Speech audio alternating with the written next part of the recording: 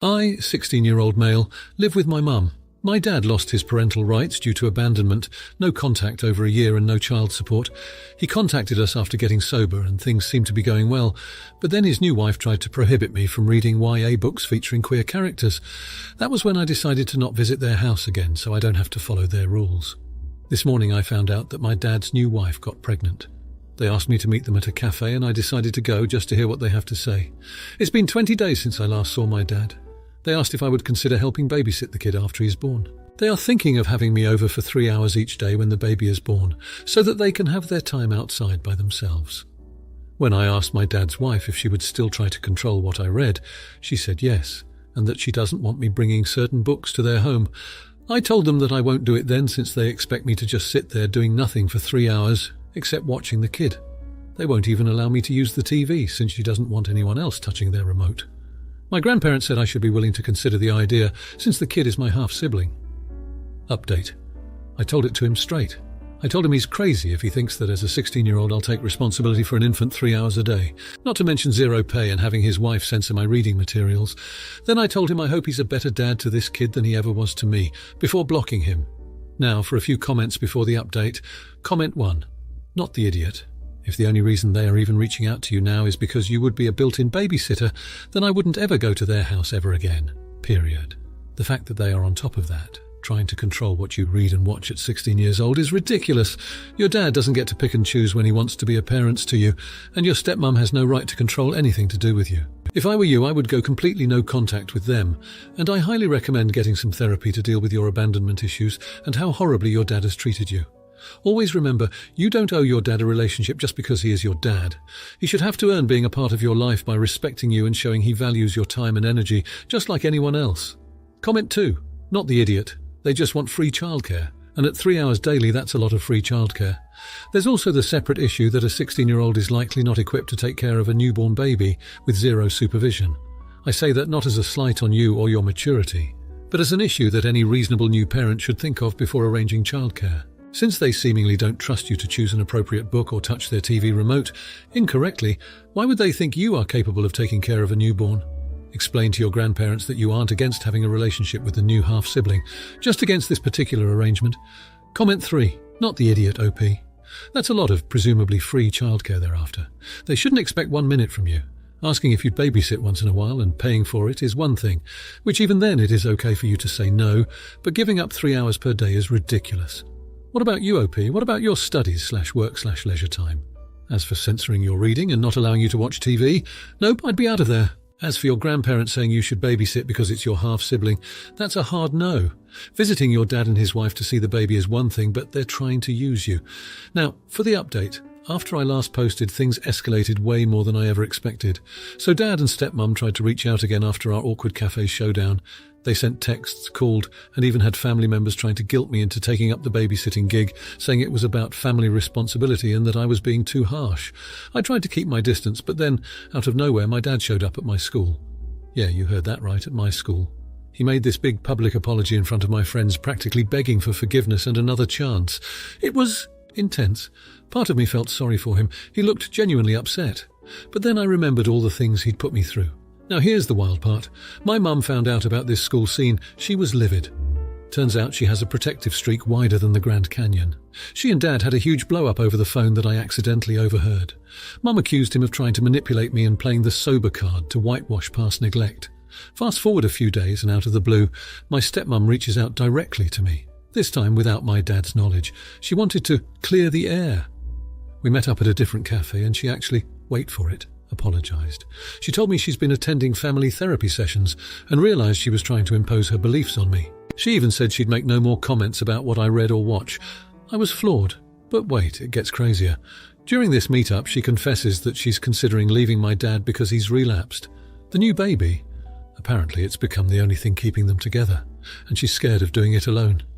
She was almost in tears, and I kind of felt bad for her. Meanwhile, Dad's been blowing up my phone with messages, swinging wildly between apologies, and then blaming me for tearing the family apart. It's like he's unravelling, and I don't know how to handle it. Mum says to stay out of it, that it's not my circus, not my monkeys, but it's hard when it's your dad, you know. Last I heard, Stepmom's moved in with her sister and Dad's gone AWOL. No one's seen him for days. As for the babysitting, that's off the table entirely now. But with everything that's happened, it seems like the least of our worries. So, yeah, that's the update. Not what I expected when I posted 2 weeks ago, for sure. Fielding advice and support from you guys has been a lifeline. Here's hoping the next 2 weeks are a little less eventful. Now, for the comments. Comment 1. Not the idiot. It's clear from the story that your dad and stepmom have been overstepping boundaries by pressuring you into a babysitting job you are not comfortable with. It's important to set and maintain personal boundaries, especially when it comes to work that you did not agree to. Moreover, involving other family members to guilt-trip you is a manipulative tactic, and it's understandable why you would be upset by it. Your dad's decision to apologize in public at your school was an inappropriate way to address the issue. Public apologies can be a form of manipulation, as they put the recipient under pressure to forgive in front of an audience. It's not surprising that your mum perceived this as manipulative behaviour. Regarding your stepmom's revelation about considering leaving your dad due to his relapse, it's essential to recognise that you are not responsible for the decisions and actions of your parents. Their relationship issues, including your stepmom moving out and your dad's subsequent disappearance, are not your fault. You are not the cause of your family's problems, and your dad's attempt to blame you is unfair and unwarranted. It's good to hear that the babysitting job is no longer an issue, and I hope you find the peace and stability you deserve in the future. Comment 2. Not the idiot. In this situation, your right to autonomy and the choice of whether or not to accept employment was not respected by your dad and stepmom.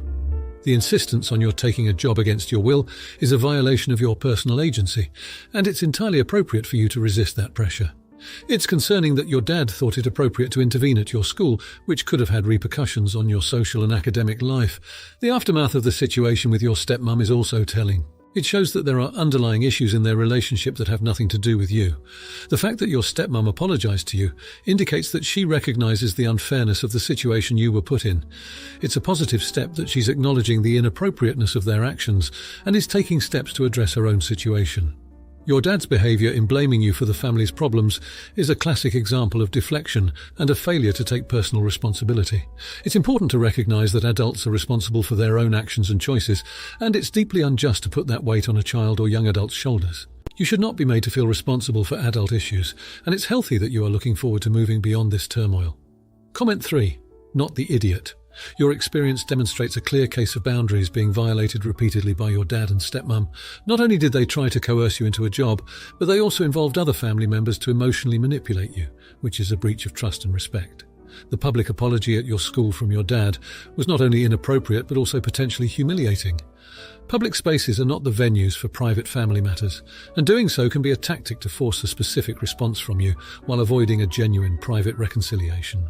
With the stepmom reaching out to apologise and sharing her own struggles, it's evident that there are deeper issues at play within their relationship that have spilled over into your life. Her decision to leave and your dad's subsequent disappearance further illustrate the volatility in their relationship, which should not be made your burden to bear.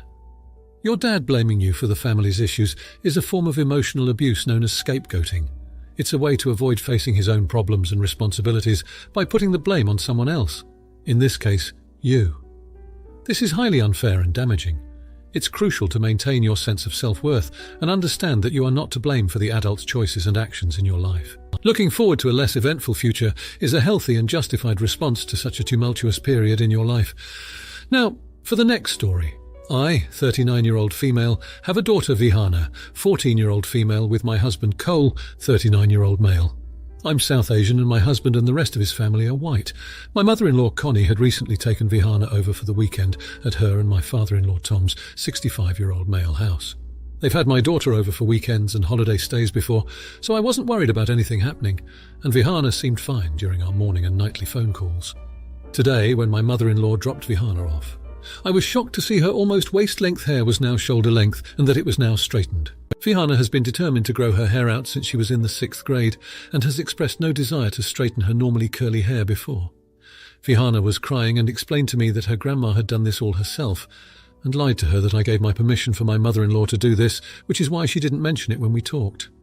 Needless to say, I was pissed, and after comforting my daughter, I told Cole what happened, and we talked for an hour about what we should do about the situation. We eventually came to the agreement that my mother-in-law wouldn't be seeing Vihana alone until she learned to respect Vihana's boundaries. We ended up calling my father-in-law to see if he had anything to do with this, and he was horrified when we explained things to him and said that my mother-in-law gave him the same lie about getting my permission to do this.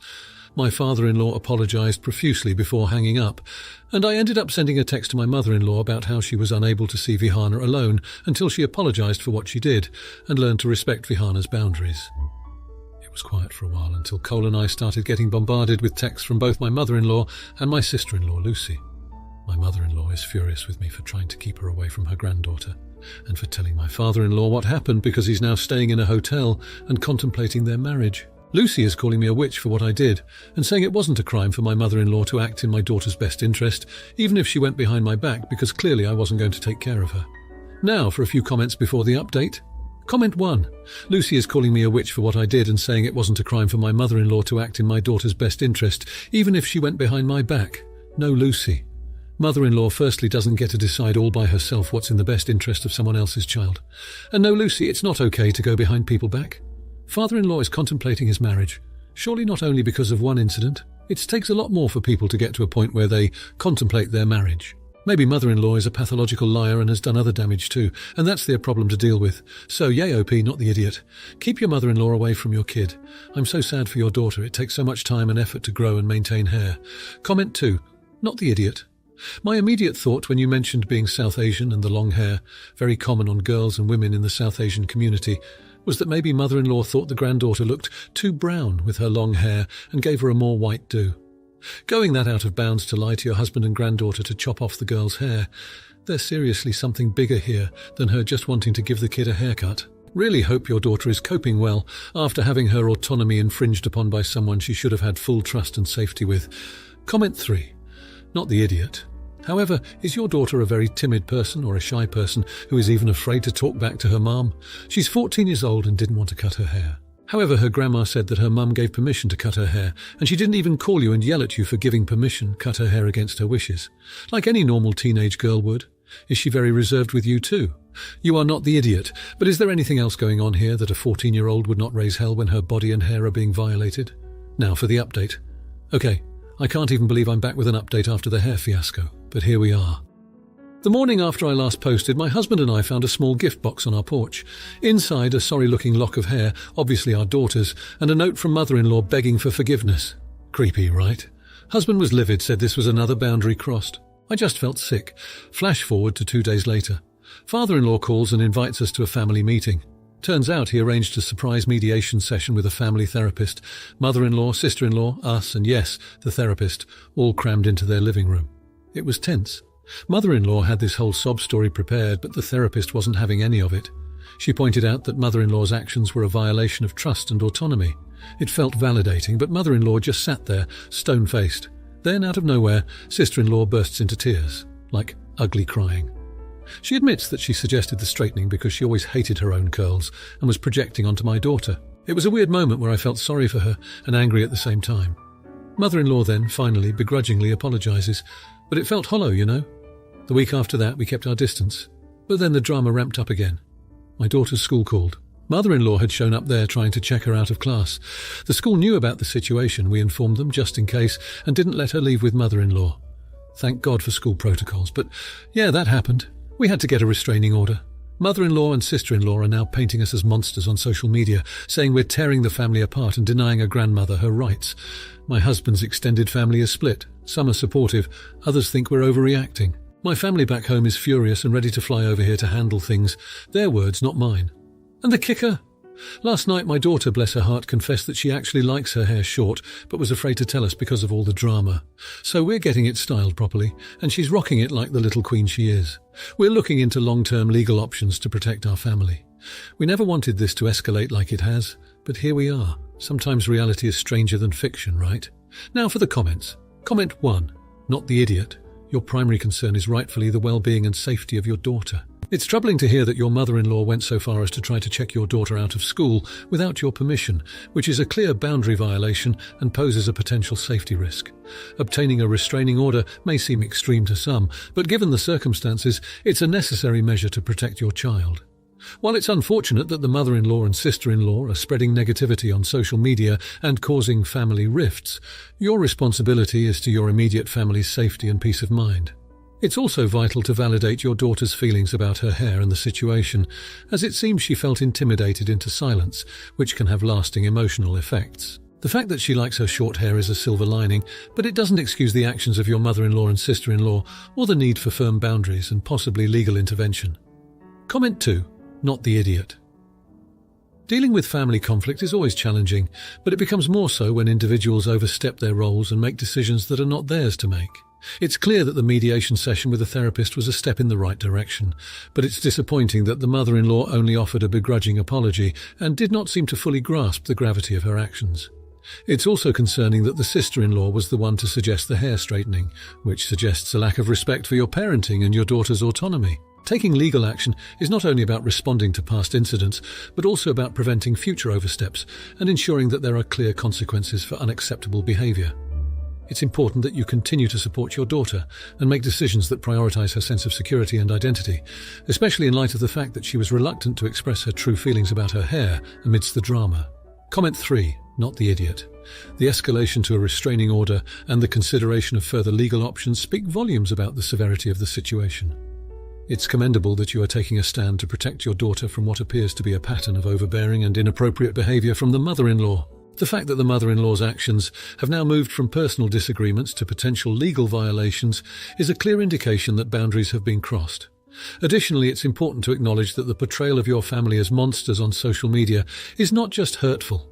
It's a form of manipulation and defamation that can have real consequences on your family's reputation and relationships. Your focus on protecting your daughter and your family is justified, and it's clear that the mother-in-law and sister-in-law are unwilling to respect the boundaries set forth, making your actions necessary and appropriate under these circumstances. If you like this video, you'll probably like these too. Also, while you're here, please consider subscribing. It's your support that keeps this channel alive and allows me to make better and longer videos. Have a great day.